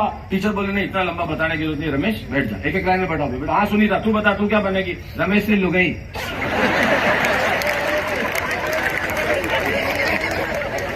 जब रमेश सत्रों कमाई नहीं तो वो बढ़ने वाला लोग भागेगा ना बच्चे। ये टेक्निकल लोग हैं, ये हम जानते हैं कि कब क्या कैसे बनना है। ये स्थिति होगी, इसलिए जानते हैं हम लोग। यहाँ पर हम लोग तमाम लोग, मैं निम्न मध्यम वर्गीय परिवार का एक लड़का, मुझे उस दिन याद आता है जब मैं निम्बाड़ा में रहता था, और वो आते आज तक छूटी नहीं साहब। निम्बाड़ा में नूर महल के पास ही हमारा घर हुआ करता था, उसी एरिया में। बहुत खूबसूरत यादें मेरी जुड़ी हुई है उस बचपन की, तब मैं रहा करता था। और बिस्तर, घर में सोफा कुर्सी तो बहुत बड़ी चीजें होती नहीं थी, वो एक चटाई के ऊपर बिस्तर लगा के हम सोते थे। और वो आदत ऐसी हुई कि आज भी मैं जमीन पे सोता हूँ। डाइनिंग टेबल तो होती ही नहीं, तो मैं आज भी जमीन पे बैठ के खाता हूँ, टेबल पे बैठ के नहीं खाता। आज भी शैलेश बड़ा वही होंगे, शैलेश बड़ा बन गए होंगे, बड़े सुपरस्टार आपने बना दिया, लेकिन मैं वही हूँ, जमीन से जुड़ा हुआ इसलिए हूँ कि आपका और मेरा जीवन है जहां से हम निकल के आए हैं। और जिस जगह से इस देश के 80% सच में यही छुपा है। ये शान और शौकत, वैभव, ये बिजली, ये लाइट इस देश के यथार्थ का 1000वां हिस्सा भी नहीं है। भूख, गरीबी, शोषण, वेदना, पीड़ा, ये है हमारा सच। इस देश के 80% चूल्हे ऐसे हैं जो सुबह जलते हैं तो ये पता नहीं होता कि शाम को उसमें तवा रखा जाएगा या नहीं रखा जाएगा। बहुत सारे पेट ऐसे हैं जिनके सुबह जब वो खाना खाते हैं तो ये पता नहीं होता कि रोटी हमारे मुंह में जाएगी या नहीं जाएगी। बहुत सारे बच्चों के कदम ऐसे हैं, उन्हें पता ही नहीं होता कि स्कूल कब जाएंगे। बहुत सारे बच्चे ऐसे हैं जो ट्रेन में कब तक बूट पॉलिश करते रहेंगे वो नहीं जानते। लेकिन उसके बावजूद भी, इतने अभावों के बाद भी ये देश हंसता है, मुस्कुराता है, गुनगुनाता है। इस तरह से दशहरा और दीपावली का मेला बनाता है। इससे बेहतर क्या हो सकता है? तो हमारा ही देश है जो करना जानता है। क्यों? तब मैं सुनाता हूं मेरी और आपकी जिंदगी की वो 4 पंक्तियां कि आखिर हम, मेरे देश में हम लोग ऐसे क्यों हैं? इस देश के सच में जिंदा रहने वाले हम लोग, और उसके बाद भी मुस्कुराहट जिंदा रखने वाले हम लोग। कि मेरी जिंदगी है क्या? कि मेरी जिंदगी सुबह ही सुबह मोहल्ले में पानी भरने के लिए जाना। मैंने वो दिन देखे साहब, निम्बाड़ा से मावली गया मैं पढ़ने, मावली से सिरोही गया, ये तमाम रास्तों से मैं माँ बाप के साथ घूमता रहा। तो हैंडपंप से पानी लाते थे, वो 2 बाल्टियों में भर के हमने वो जिंदगी देखी है। तब कहता हूं कि मेरी जिंदगी और हम सबकी जिंदगी 80%, अगर आपको लगे कि बात बिल्कुल ठीक है, तब कहता हूं कि मेरी जिंदगी सुबह सुबह मोहल्ले में पानी भरने के लिए जाना, फिल्मी गीतों को धार के साथ गुनगुनाना, दफ्तर में बैठ के यही सोचते रह जाना कि शाम को उस घर में वापस न जाना पड़े जहां मां खांसती हुई मिलेगी, मैं दवाई नहीं ला पाऊंगा। मेरी जिंदगी क्या है? मेरी जिंदगी सुबह सुबह मोहल्ले में पानी भरने के लिए जाना, फिल्मी गीतों को धार के साथ गुनगुनाना, दफ्तर में बैठ के यही सोचते जाना कि शाम को उस घर में वापस न जाना पड़े जहां मां खांसती हुई मिलेगी, मैं दवाई नहीं ला पाऊंगा। बच्चों के टूटे खिलौनों को कितनी बार जोड़ पाऊंगा, बीवी की फटी साड़ी में से झांकेंगे सपने, आखिर वही तो है अपने, भले ही हर दिन बोझ है और खुद पर उधार है, तू जैसी भी है जिंदगी मुझे तुझसे प्यार है, तू जैसी भी है जिंदगी। वाह निर्भीक जी वाह, आपने कह दिया मेरा जीवन बन गया। आपने तो बहुत खूब कहा है। और मारुति हंसा, अरे वाह क्या बात। हाँ बहुत कुछ। अब तो वाह भाई वाह आता है। और वाह भाई वाह आपको जान के बड़ी खुशी होगी, 23 अक्टूबर से 30 अक्टूबर तक वाह भाई वाह का दिवाली जो है वो मेवाड़ विशेष कर रहे हैं। वो मेवाड़ स्पेशल है।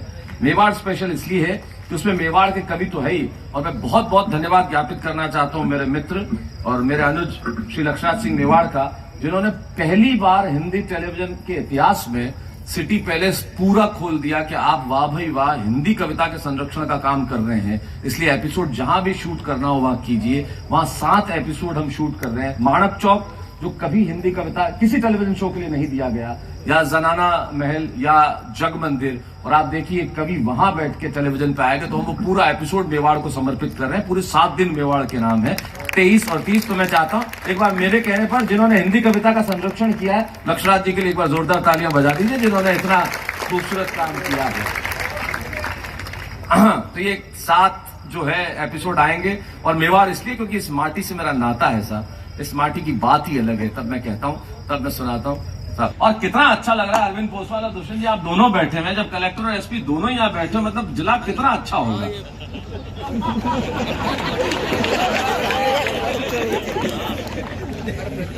आप दोनों यहाँ विराजे में बहुत बढ़िया लग रहा है। अरविंद जी तो पिछले दिनों में एक कार्यक्रम में इसी जिले में कहीं मिले भी थे, मैं जगह का नाम भूल गया, लेकिन वो आया था। Good time, lot of fun. जिनको निकलना है भाई निकल जाओ, या आखिरी के 15, 20, 25 मिनट एक कविता सुना रहा हूँ, आप लोग आराम से निकल जाओ बेटा। वाह थैंक यू, वाह वाह, अरे वाह। ऋतिक रोशन है की सस्ती कॉपी।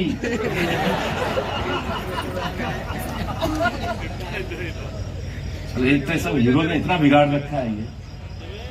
ये ऋतिक रोशन जब हिट हुआ था ना, तो लोग जो है ना अपने मतलब घर के दरवाजे खिड़की भी यूं साफ करते थे। एक से बढ़कर एक है। चलिए कविता सुनाता हूं। इस कविता का जन्म जो है वो अमेरिका में एक प्रांत है टेक्सास, वहां एक शहर है ह्यूस्टन, वहां इस कविता का जन्म हुआ। ये कविता क्यों लिखनी पड़ी मैं आपको बताता हूं। मैं ह्यूस्टन में काव्य पाठ कर रहा था, नवंबर में फिर अगले महीने में ह्यूस्टन में मेरी शाम है, इवनिंग में चले थोड़ा पूरे उस टेक्सास में 3, 4, 5 शाम, बहुत बस पहले की बात है। जब मैं पढ़ रहा था तो एक लड़का मुझसे काव्य पाठ के बाद आके मिला और आके खड़ा हुआ और कहने लगा कि भाई शैलेश, माइक पे खड़े होके बहुत चिल्लाते हो मेरा देश महान है, मेरा देश ये है, मेरा देश वो है, आखिर तुम्हारे मुल्क में रखा क्या है? यकीन मानिए मन को बहुत पीड़ा हुई, बहुत चोट पहुंची। मेरी जगह आप होते तो आपको भी दर्द होता। आइए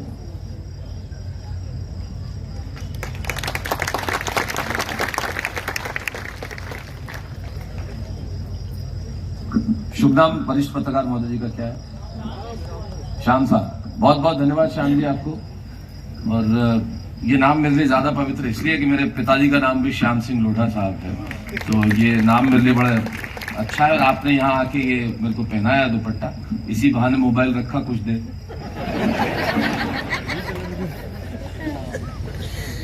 ह्यूस्टन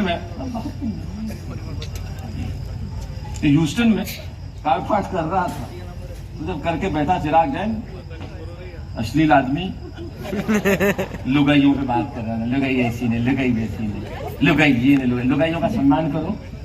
वो लुगाइयां जो एक साड़ी खरीदने के लिए पूरी दुकान बिखेर देती है, तुम्हें पसंद किया उन्होंने, थोड़ी शर्म करो तुम।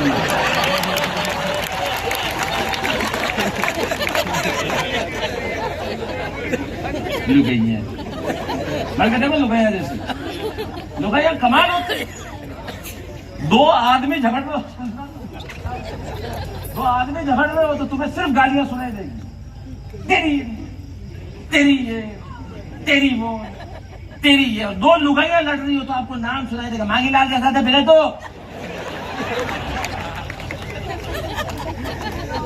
रंजीत फोन करे कने, तुरंत नाम सुनाई देगा। ये होता है, ये अद्भुत है। और खूब सारा मेकअप लगा के एक दूसरे को हमेशा एक ही सवाल पूछेगी, मेरा मुंह वाइट वाइट तो नहीं लग रहा है? कमाल लोग हैं। ये चिराग जैन मेरे पास बोले भाई साहब मैंने क्या गलत लिखा, मुझे लोगों ने पीटा। क्या कि मैंने लिखा कि पीतल को घिसने से कोई सोना नहीं हो जाता। मैंने अच्छी बात लिखी, तो पीटा क्यों? बोले ब्यूटी पार्लर के नीचे लिख के आया।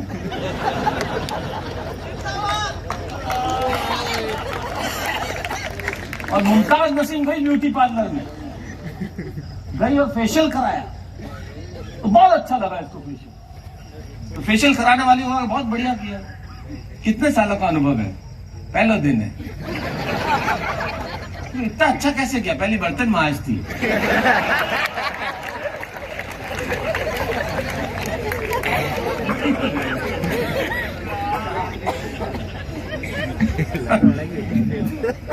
थोड़ा बदल बट्टी करते आज नहीं।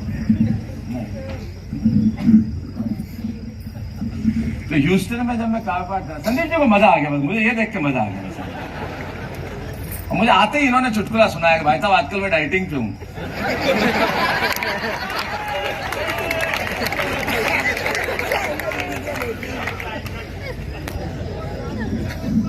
है सामने लाऊं? अरे आपको लोग देखना चाहते संदीप भाई।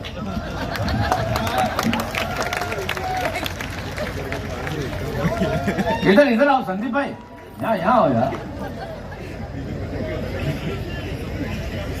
अच्छा अगर आपको दिक्कत है तो भाई संदीप जोरदार तालियां बजाइए, इन्होंने बहुत बढ़िया कार्यक्रम आपके लिए देखा।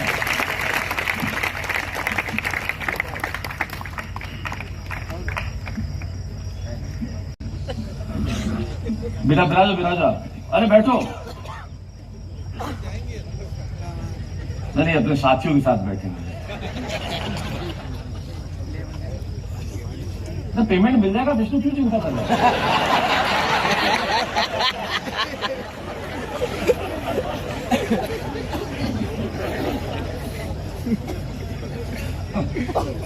प्रेम रस का कभी बेचारा घबरा गया। तो क्या भरोसा बाद में मिले न मिले। एडवांस लिया तुमने कुछ के नहीं? देख लो। मैं तो अरविंद से बात कर लूंगा, वो बैठे नहीं यहाँ पे। तुम्हारा क्या होगा अब देखना। तो ह्यूस्टन में कारोबार कर रहा था, तो लड़का आके मिला और कहने लगा कि यार माइक पे खड़े तो बहुत तारीफ करते हो शैलेश भाई, तुम्हारा देश ये है, तुम्हारा देश वो है, आखिर तुम्हारे मुल्क में रखा क्या है? मन को बहुत चोट पहुंची साहब। मेरी जगह होते आप तो आपको ज्यादा चोट पहुंचती। चोट इसलिए नहीं पहुंची कि उसने ये कहा कि तुम्हारे देश में क्या रखा है। चोट ज्यादा इसलिए पहुंची कि कहने वाला लड़का खुद एक हिंदुस्तानी था। एक हिंदुस्तानी दूसरे हिंदुस्तानी को अपने हिंदुस्तान के लिए ये कहे कि तेरे मुल्क में क्या रखा है, तब दर्द कितना हुआ होगा, टीस कितनी हुई होगी। और हुई इसलिए कि कहानी मुझे याद आती है कि सोना और लोहा आपस में बात कर रहे थे। आप समझदार लोग हैं, आप जानते हैं सोने और लोहे को बनाने की प्रक्रिया बिल्कुल एक होती है। आग में तपा के उन्हें सीधा किया जाता है ठोक पीट के। तो सोने ने लोहे से कहा कि यार लोहे तो लोहा है, मैं सोना हूं। और हम दोनों को बनाने के पहले, आग में तपाने के पहले निखारते हैं, ठीक ठाक करते हैं। लेकिन मेरे को जब ठोका पीटा जाता है मैं आवाज कम करता हूं, चुप रहता हूं। यार लोहे तो इतना चिल्लाता क्यों है, चीखता क्यों है? लोहे ने जो कहा वो मेरी कविता की जमीन है, आत्मा टांगता हूं उससे। लोहे ने कहा कि यार तू ठीक कहता है सोने, सुनार तुझे ठोकता है पीटता है लोहे की हथौड़ी से जो तेरी कुछ नहीं लगती। मैं लोहा हूं, मुझे जिससे पीटा जाता है वो लोहा है, और जब अपना अपने को पीटता है तो चीख तो निकलती है। तो मेरी कविता अपने ने अपने को पीटी गई चीख की कविता है कि आखिर मेरे मुल्क में क्या नहीं है सर। मेरा मुल्क तो अद्भुत है। मेरे मुल्क में तो आटा भी लीटर में मिलता है।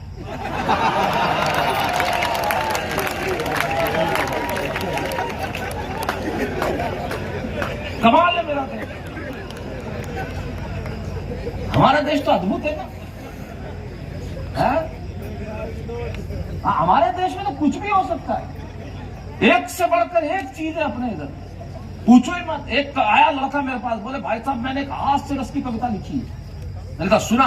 बोले धावक की तरह आओ, योगी की तरह बैठो और विजेता की तरह जाओ। मैंने कहा हास्य क्या है कि ध्यान से सुनो।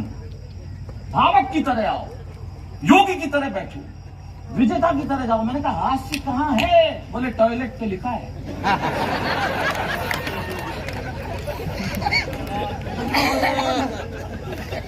अद्भुत लोग हैं हमारे यहाँ पे। तो मेरे देश में क्या है बताता हूं। हमारे देश में अद्भुत लोग हैं, जैसे मेरे ही शहर का ट्रैफिक, मेरी कार के आगे एक लड़का साइकिल लिया, उसने हाथ यूं किया फिर यूं कर दिया। अपने यहाँ तो ये है ना मुड़ना, तो इंडिकेटर क्या चीज है आपको मालूम है? शुरू में जब इंडिकेटर आए थे लोग समझते ही नहीं थे। वो स्कूटर के आगे झपक झपक झपक झपक तो झपक झपक करता था साइड में। तो मेरे शहर में एक का झपक झपक कर रहा था और वो मुड़ा, फिर भी पीछे से आगे भिड़ गया।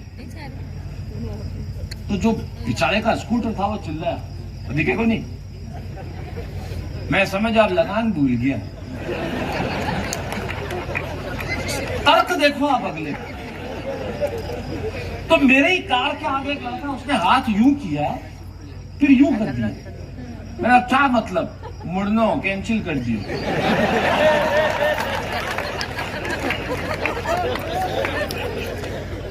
ये हमारे देश में हो सकता है और कहीं नहीं हो सकता। अद्भुत है हमारा देश। तो एक अमेरिकन परिवार में लड़का घर में आया, प्रश्न पैदा करता हूं। अमेरिकन परिवार में एक लड़का घर में आया और आते ही कहने लगा अपने पिता से, come on dad what a bad day. एक अमेरिकन परिवार में लड़का आया अपने पिता, come on dad what a bad day, I just want to change my girlfriend.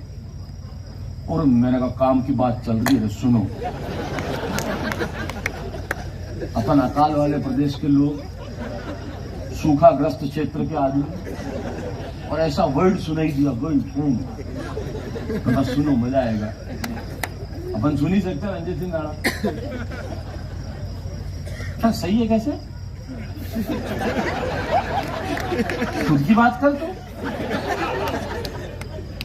तो लड़का, come on dad what a bad day, I just want to change my girlfriend. पिता बोले, okay don't get tense, just think she was nonsense and change her. और मैंने कहा क्या गजब का बात है, अपने बेटे को कह रहा है सारी चिंता हटा, और दूसरी लड़की, ओहो वाह मेवाड़ की वीर प्रसूता। सिगरेट नहीं पी पाता, और बहन जब विदा होती है ना तो आंखों में आंसू सच्चे होते हैं, और घर घर में पांव छूने वाले छोटे बच्चे होते हैं। ये बात सुन के मैं सोचने लगा कि बात में दोस्त दम है। घर घर में पांव छूने वाले छोटे बच्चे होते हैं। पूरी दुनिया के ग्लोब पे 203 देश है साहब, छोटे बड़े। एक कवि होने के नाते, एक अभिनेता होने के नाते, एक मोटिवेशनल स्पीकर होने के नाते मैं दुनिया के तमाम देशों में बहुत जगह घूमा, और ये तमाम कवि जो अपनी कविताएं लेके पूरी दुनिया में घूमते हैं, इनकी उपस्थिति में कहता हूं, पूरी दुनिया के ग्लोब पे 203 देश होंगे साहब, लेकिन सिर्फ एक देश ऐसा है जहां बच्चे माँ बाप के पांव छूते, वो देश हिंदुस्तान है, दूसरा कोई देश नहीं है। तब कहना चाहिए जय। बहन जब विदा होती है ना तो आंखों में आंसू सच्चे होते हैं, और घर घर में पांव छूने वाले छोटे बच्चे होते हैं। ये बात सुन के मैं सोचने लगा कि बात में दोस्त दम है। हम तो सिर्फ हम हैं। अरे क्या नहीं है मेरे मुल्क में, भले आंखों में धुआं और चेहरों पे गुबार है। दिल्ली में एक सरकार है, जेब में कुछ पैसा उधार है, न चमक है, न दमक है, न रोशनी है, न बिल्डिंग है, न कार है। मैंने अगली पंक्ति में कविता नहीं लिखी, अभिधा में बात की है। अभिधा मतलब जैसा लिखा वैसा लिखा, और मैंने ऐसा कुछ नहीं कहा जो आप नहीं जानते। मैंने वो नहीं लिखा जो आपको पता नहीं है, मैंने वो नहीं लिखा जो किताबों में लिखा नहीं है, मैंने वो लिखा जो आपके घर आंगन में बसता है, मैंने वो लिखा जो मेरे शिराओं में बहता है, मैंने वो लिखा जो हिंदुस्तान बन के हमारे हृदय में बसता है। अगर यहां से लेके वहां तक अगर आपको लगे कि देश ये है कि मेरे देश के पास जो है वो दुनिया में किसी के पास नहीं है, तो एक बार इसे तोड़ की तरह पे बताइएगा जरूर कि मेरे मुल्क के पास है क्या। और मेरे मुल्क के पास ऐसा है कि तराजू के 2 पलड़े लीजिए, और तराजू के 1 पलड़े में दुनिया भर का धन, वैभव, यश, कीर्ति, संपदा सब कुछ रख दीजिए, और तराजू के दूसरे पलड़े में मेरे देश का सिर्फ एक शब्द जो आपके दिलों में, हृदय में पलता है, उसे रख दीजिए। और आपको लगे कि उस एक शब्द के बाद भी तराजू का पलड़ा सारी दुनिया के वैभव के आगे भारी है, तो मुझे बताइएगा जरूर। मैंने ये नहीं लिखा कि यहाँ पे हाड़ी रानी शीश काट के थाली में रख देती है, ये हम जानते हैं, लेकिन मैंने लिखा कि ऐसा क्यों करते हैं, किसकी वजह से ऐसा करते हैं। मैंने ये नहीं लिखा कि पन्ना धाय स्वामी भक्ति सूरज सबसे पहले यहाँ उगता है, मैंने ये नहीं लिखा कश्मीर की घाटी के अंदर केसर उगता है। ये सब हम जानते हैं, लेकिन किस वजह से हम ऐसा करते हैं वो बताता हूँ। यहां से लेकर वहां तक 140 करोड़ हिंदुस्तानियों के पास क्या है जो दुनिया में किसी के पास नहीं है। मेवाड़ की इस धरती पे कहता हूं कि बात में दोस्त दम है, हम तो सिर्फ हम हैं। ये वो धरती है जहां जौहर कर लिया जाता है लेकिन आंच नहीं आने दी जाती है। ये वो धरती है, तब कहता हूं कि बात में दोस्त दम है, हम तो सिर्फ हम हैं। अरे क्या नहीं है मेरे मुल्क में, भले आंखों में धुआं और चेहरों पे गुबार है। याद करिएगा, कई फिल्मी कलाकार आएंगे, 30 मिनट नाच के चले जाएंगे। ये हिंदी कविता है, 2 घंटे से इस माइक पे खड़ा और आपके दिलों में उतर गया, सिर्फ कविता की ताकत है। तब कहना चाहता हूं ये सिर्फ हिंदुस्तान में हो सकता है, तब तक हो नहीं सकता। अंतिम पंक्तियां पढ़ता हूं, बात में दो दम है। अंतिम पंक्तियां देता हूं आज के इस मंच की, और याद रखिएगा ये चित्तौड़गढ़ कई बरस तक के बाद में दोस्त दम है। हम तो सिर्फ हम है। अरे क्या नहीं है मेरे मुल्क में, भले आंखों में धुआं और चेहरों पे गुबार है, दिल्ली में एक सरकार है, जेब में कुछ पैसा उधार है, न चमक है, न दमक है, न रोशनी है, न बिल्डिंग है, न कार है, पर मेरे देश में संस्कार है। मेरे